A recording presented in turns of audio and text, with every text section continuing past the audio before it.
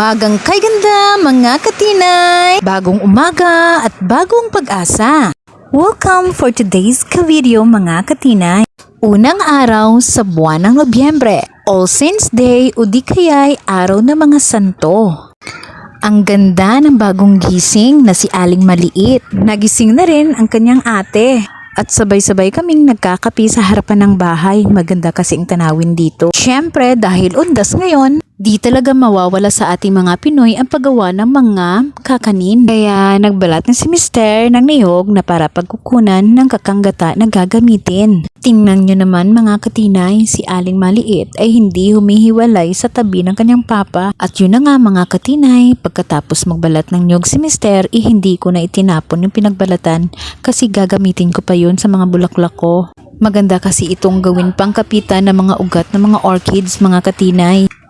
At yun na nga mga katinay, hanggang sa pagkayod ng nyog ay nandyan pa rin si Aling Maliit. At ako naman ay nagpipitas ng mga bulaklak na dadalhin ko sa sementeryo. Mabuti na lang mga katinay, hindi ko na kailangang bumili pa ng mga bulaklak kasi tuwing undas inamumulaklak talaga ang mga orchids ko. Dalawang kulay lang ito mga katinay, puti at saka violet lang. Tuwing Mayo, inamumulaklak din sila mga katinay.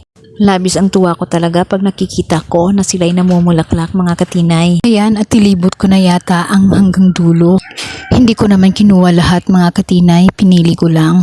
At pagkatapos kong mapitas ng bulaklak mga katinay, heto na ang ginawa ko, DIY. At heto na nga sila.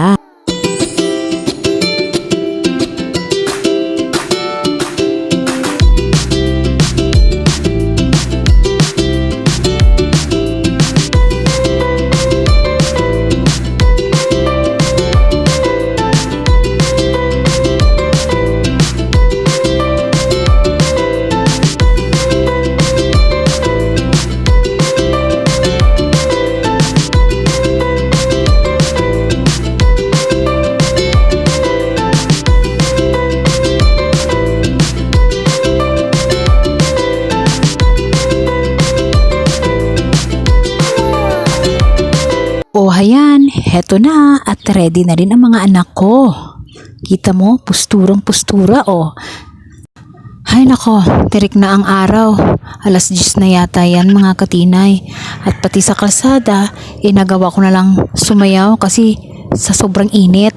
At yun nga, maya-maya may motor na kami nasakyan at dumating na sa sementeryo. Bago kami pumasok, bumili muna kami ng kandila kasi wala kaming dala noon mga katinay. At yun na nga, nung pumasok kami ng sementeryo, bumugad sa amin na ang marami ng nagbibisita sa mga puntod ng kanilang mga mahal sa buhay. At yun nga, nagsimula na ako magsindi ng kandila. Dito na rin ako nagsindi para sa iba ko pang mahal sa buhay na nawala na rin.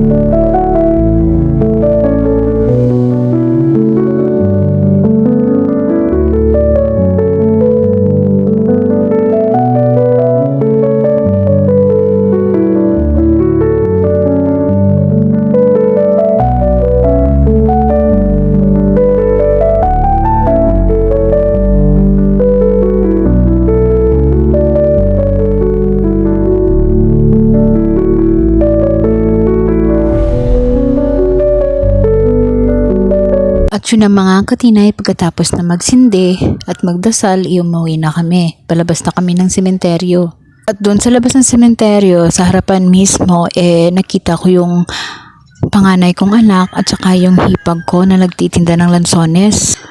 Tumulong kasi siya sa hipag ko sa tiyahin na magbinta ng lansones para naman daw ang gikitain na ipambaon niya sa school.